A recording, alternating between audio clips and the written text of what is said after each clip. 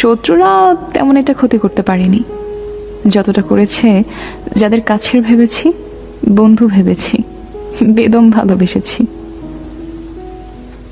শত্রুরা বড়জোর ধাক্কা দেওয়ার চেষ্টা করেছে ল্যাং মারার, ফেলে দেওয়ার, কখনো পেরেছে কখনো পারেনি। কিন্তু কাছের মানুষেরা তারা খুব কাছে এসেছে, বিশ্বাস অর্জন করেছে, দুর্বলতা জেনেছে, মিশেছে, তারপর কখনো আছাড় মেরে ভেঙেছে, কখনো দুমড়ে মুচড়ে ছিঁড়ে ফেলে দিয়েছে।